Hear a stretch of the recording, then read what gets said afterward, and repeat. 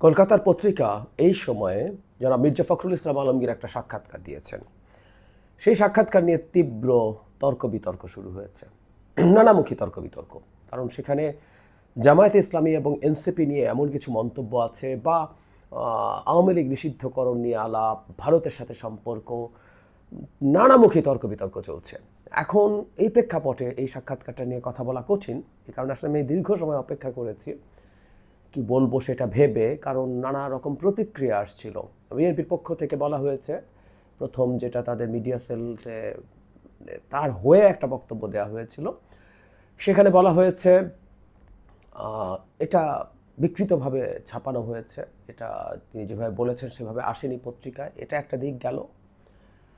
তার চাইতে জরুরি কথা, তিনি নিজে সরাসরি অন্তত দুটো জায়গায় কথা বলেছেন। আমি ওই দুটো জায়গায় কি বলেছেন সেগুলো দেখি, এবং এর বাইরেও ওগুলোকে আমরা বাদ রেখেও যদি আলোচনা করি, অতি গুরুত্বপূর্ণ কিছু ইস্যু আছে। ডক্টর ইউনূস ইভেন ক্ষমতা ধরে রাখবেন কি রাখবেন না, এই ধরনের আলাপ আছে। আর ভারতের প্রশ্নে তিনি যা বলেছেন সেটা আসলেই কি খুব খারাপ কথা বলেছেন কিনা, সেই কথাগুলো আমরা একটু আলোচনা করতে চাই।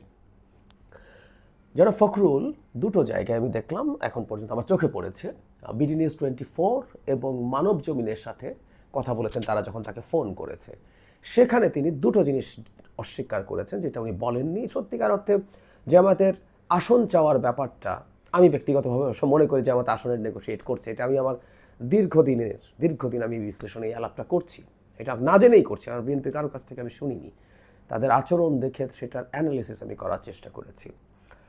কিন্তু জনাব ফখরুলের মতো মানুষ এটা স্পেসিফিক এরকম একটা সংখ্যা দিয়ে 30, এবং সেটা তারা অনেক কম বলাতে জামাত রাজি হয় নাই, তাই তারা এখন যাবতীয় ধানাই পানাই করছে। ইনফ্যাক্ট ধানাই পানাই জামাত এই কারণে করছে, এটা আমি সত্যিই মনে করি। আলোচনাও হয়েছে, এটাও আমি মনে করি, এবং সন্তোষজনক আলোচনা হয় নাই, এটাও মনে করি। এবং জামাতকে বিএনপি এখন সিট ছেড়ে নির্বাচন করানোর কিছু নেই, জামাত বিরোধী দলই থাকুক, বাংলাদেশের ভবিষ্যৎ রাজনীতির ল্যান্ডস্কেপ আস্তে আস্তে তৈরি হোক। সো এটা নিয়ে আমরা কথা বলবো না। এনসিপি সম্পর্কে বলা হচ্ছে তিনি এনসিপিকে দলই মনে করেন না, তাদের কোনো শক্তিই নেই, বা ডাকে মাঠে লোক আসে না। আবারও বলছে এই ধরনের বক্তব্য মির্জা ফখরুল সাহেব দেবেন মনে হয় না, কোনোভাবেই মনে হয় না। আরেকটা জিনিস তিনি ডিনাউন্স করেছেন, সেটা হচ্ছে আওয়ামী লীগ, জাতীয় পার্টি, 14 দল সবাই নির্বাচনে আসুক। তিনি বলছেন যে কোনোভাবে আমরা নির্বাচন নিষিদ্ধ করার পক্ষে না, মানে দলকে, আওয়ামী লীগ এগুলো করেছিল আমরা করব না। পরে মানব জমিনকে তিনি বলেছেন যে আওয়ামী লীগের ব্যাপারে সিদ্ধান্ত তারা আগেই জানিয়েছেন, আমি এটাও ঠিক মনে করি। সুতরাং উনি আওয়ামী লীগও নির্বাচনে আসুক এটা বলার মতো ইমপ্র্যাকটিক্যাল ওনার হওয়ার কোনো কারণ নেই। তবে জাতীয় পার্টির ব্যাপারে তারা সাম্প্রতিক সময়ে ভোটা তাকে খোলাখুলি বলে দিয়েছে যে কোনো দল নিষিদ্ধের পক্ষে তারা না, অন্তত পক্ষে এক্সিকিউটিভ অর্ডারে তো নাই, সেটা বিচারিকভাবে হতে পারে। আর আমি ব্যক্তিগতভাবে মনে করি জাতীয় পার্টি একটা রাজনৈতিক ইস্যু, আসলে এখানে কোনো এথিক্স আওয়ামী লীগের দোসর, কোলাবরেটর এসব কিচ্ছু না, এটা একটা পলিটিক্স।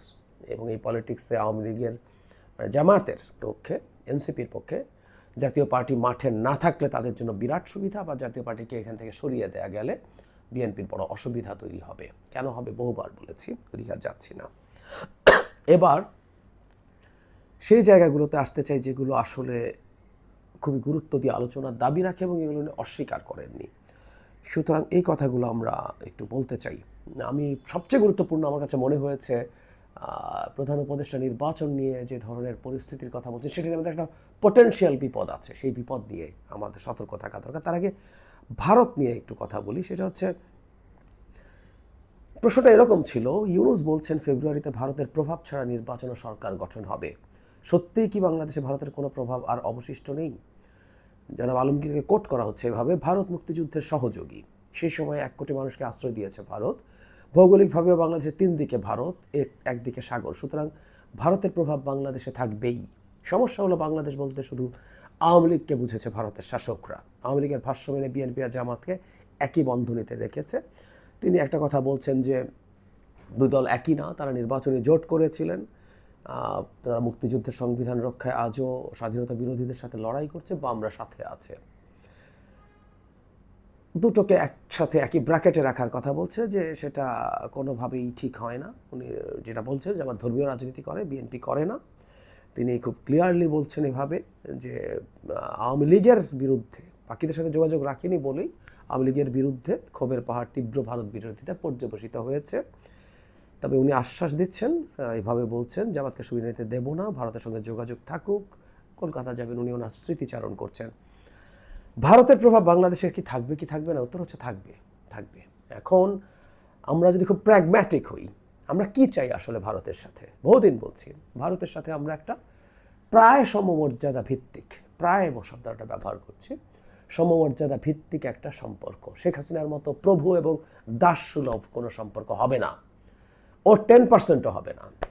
কিন্তু আমরা একটা জিনিস মনে করি, ভারত একটা উদীয়মান দেশ, পরাশক্তি, বড় দেশ, বড় অর্থনীতি, এবং যেটা মির্জা সাহেব উল্লেখ করেছেন, আমাদের 3 দিকে ভারত বেষ্টন করে রেখে আছে, এমন সামান্য একটু ল্যান্ড বর্ডার আছে মিয়ানমারের সাথে। সো এরকম একটা জায়গায় ভারতের আসলে প্রভাব বাংলাদেশের উপরে কম বেশি থাকবে, এটা সমস্যার কিছু আমি দেখিও না। ব্যাপারটা হচ্ছে সেই প্রভাবটাকে সাথে আমরা কিভাবে ডিল করি, আমরা কিভাবে নেগোশিয়েট করি, এর মাঝে থেকে আমরা আসলে কিভাবে আমাদের স্বার্থ রক্ষা করি। একটা কথা মনে রাখতে হবে, এরকম একটা বড় দেশের সাথে যখন আমাদের মতো একটা দেশ ইন্টারাক্ট করতে যায়, তখন কিছু কিছু ক্ষেত্রে কিছু ছাড়, আমাদের কিছু ছাড়, এবং সেটা এরকম না যে আমাদের বিরাট ক্ষতি হয়ে গেছে, দিতে হতেও পারে, এইটুকু পর্যন্ত আমরা প্র্যাগম্যাটিকলি মেনে নিতে পারি। কিন্তু ভারতের সাথে আমাদের একেবারেই একটা দুর্দান্ত আত্মসম্মান ভিত্তিক, আত্মসম্মান বোধ সম্পন্ন আমরা সেরকম একটা সম্পর্ক চাইব, এবং তার বক্তব্যে তিনি যথেষ্ট ভালোভাবেই সেই কথাটা বলেছেন। কেউ বলছেন জামাতকে তারা প্রশ্রয় দেবেন না, জামাতের বিরুদ্ধে ফাইট করছেন, ৭২ সংবিধান রক্ষা করার চেষ্টা করছেন। জামাত নিয়ে বক্তব্য আমি আসলে গ্রহণ করি না, কারণ জামাত সংক্রান্ত বক্তব্যগুলো তিনি আসলে নাকচ করেছেন, সুতরাং আমরা সেটা নিয়ে কথা বলবো না। কিন্তু সংবিধান রক্ষার কথা, হ্যাঁ, যে সংবিধান বাতিল করে নতুন সংবিধান লেখার বিরুদ্ধে তো বিএনপি দাঁড়িয়েছে, সুতরাং এই বক্তব্যের মধ্যে নতুন করে কিছু উনি বলেছেন বলে তা আমি মনে করি না। হয়তো এটা নিয়ে জল ঘোলা করার কিছু আছে বলে সেটাও মনে করি না। এবার যে জরুরি ব্যাপারটা সেটা হচ্ছে, এটা নির্বাচন নিয়ে ডক্টর ইউনূসের উপর আস্থা রাখা নিয়ে বলা হচ্ছে। প্রশ্ন করা হলো যে একটা সময় তো আপনারা তাকে অভিযোগ করতেন যে তিনি আদৌ নিজেও নির্বাচন চান কিনা ইত্যাদি। এখন জনাব আলমগীর বলছেন পরিস্থিতি বদলেছে, উনি বলছেন দলের পক্ষে তার সাথে কথা বলা হয়নি, বলা হচ্ছে এখন সর্বোচ্চ সিরিয়াস, তিনি আন্তরিকভাবে চান যে কোনো মূল্যে ফেব্রুয়ারিতে নির্বাচন হোক। এই জায়গাটা খুবই ইন্টারেস্টিং। আগস্টের 5 তারিখে ইউনূস নির্বাচনের দিন ঘোষণা করলেন, তার আগের দিন রাতে ইউনূস সাহেবের বাসভবনে তার ও সেনাপ্রধান জেনারেল ওয়াকারুজ্জামানের সঙ্গে নির্বাচন নিয়ে আমার দীর্ঘ আলোচনা হয়। তখন উনি বলছেন যেটা হয় যে উনি ওনার ফোর্স মাঠে চাইছেন না, তিনি চান দ্রুত ব্যারাকে ফিরুক, এবং ইউনূসও বলেন ফেব্রুয়ারিতে নির্বাচিত সরকার হাতে ক্ষমতা তুলে দিয়ে অব্যাহতি চান তিনি। তারপর খেয়াল করি উনি বলছেন আর চাপ নিতে পারছেন না, এটা ডক্টর ইউনূস বলছেন, আশ্বাস দিয়েছেন বিএনপির পক্ষ থেকে সংস্কার তারা করবেন। এরপর জাতীয় পার্টি নিষিদ্ধ সময় নাকি আবার দেখা হয়েছে, এই জায়গাতেই খুবই গুরুত্বপূর্ণ বিষয় আছে, এবং এটাই এই দেশে অ্যানার্কি তৈরি যারা করতে চায় তারা সেই সুযোগই হয়তো নেবেন। উনি বলছেন, ঠিকই বলেছেন, সেদিন ডক্টর ইউনূস আমাদের একটি স্পষ্ট বার্তা দিয়েছেন, সে বার্তা সংক্ষিপ্ত, এক লাইনের, এক ধরনের ফাইনাল বেল বলতে পারেন। ইউনূস সেদিন আমাদের জানিয়ে দেন ফেব্রুয়ারিতে ভোটের বাস ধরতে না পারলে তিনি মার্চ থেকে আর থাকবেন না, এমন পরিস্থিতি যেন না হয় যাতে ভোটটাই করা গেল না। তার মানে নির্বাচন না হলে, ফেব্রুয়ারিতে নির্বাচন ঠেকিয়ে দেওয়া গেলে ডক্টর ইউনূস থাকছেন, এটা মির্জা ফখরুল বলছেন। এখন পর্যন্ত অন্তত এগুলো তিনি অস্বীকার করেননি। আমরা জানি না, এগুলো আরও যদি আসে আমি আমার বক্তব্যটাও প্রত্যাহার করব। তিনি যে দুটো করেছেন সে দুটো বাদ দিয়ে কথা বলছি। ডক্টর ইউনূস পদত্যাগ করতে পারেন বা তাকে পদত্যাগ করার পরিস্থিতি তৈরি করা হতে পারে, এটা কিন্তু আমরা নানাভাবে ফিসফাস শুনছি। এবং ডক্টর ইউনূস এইসব জায়গায় যে দায়িত্ব ছেড়ে চলে যেতে চাইতে পারেন সেটার অলরেডি একটা প্রমাণ আছে। কিছুদিন আগে ইশরাকের মেয়র হওয়ার ইস্যু নিয়ে এমন সমস্যা হলো, তার কাছে সমস্যা অনেক বেশি হয়েছে মনে করি না, বাংলাদেশের রাস্তা দখল সমানে হয়েছে, শত হয়েছে। তিনি তখন এত বিরক্ত হলেন তিনি দায়িত্ব ছেড়ে দিতে চেয়েছিলেন, বহু কষ্টে তাকে ঠেকানো গিয়েছিল, এবং এটা প্রমাণিত। উপদেষ্টার বলেছেন, যেন নাহিদ ইসলামের কাছে তিনি বলেছেন, নাহিদ ইসলাম ফর্মালি সেটা জানিয়েছেন আমাদেরকে। এবারও সেটা হতে পারে। তার মানে আসলে ফেব্রুয়ারির নির্বাচন যদি বানচাল করা যায়, বাংলাদেশ একটা বিরাট অস্থিতিশীলতার মধ্যে ঢুকে যাবে, কারণ ডক্টর ইউনূস আর দায়িত্বে থাকবেন না। এটা হচ্ছে সবচেয়ে বড় ব্যাপার। আমার কাছে মনে হয় এই ইন্টারভিউর সবচেয়ে বড় টেক অ্যাওয়ে এটা। পাবলিকলি আমরা এটা জানতে পারলাম, এবং অনেকেই এই চেষ্টাটাই করছে। জামাতকে দিয়ে এনসিপি সবাই একত্র হয়ে তারা যদি নির্বাচন বয়কটের পথে যায়, জাতীয় পার্টিকে নিষিদ্ধ করার মাধ্যমে, আগে ওটা করবে তারপর বয়কটের দিকে যায়, তখন ফেব্রুয়ারিতে নির্বাচন হবে কিনা একটা বড় প্রশ্ন, কারণ মাঠে আর কেউ নেই বিএনপি এবং তার সহযোগী দল ছাড়া। তখন কি হবে? এই প্রশ্নগুলো তখন আসবে, এবং এটা একটা বিরাট সিরিয়াস প্রশ্ন তৈরি করবে। এবং সেটা যদি করা যায় ডক্টর ইউনূস চলে যাবেন।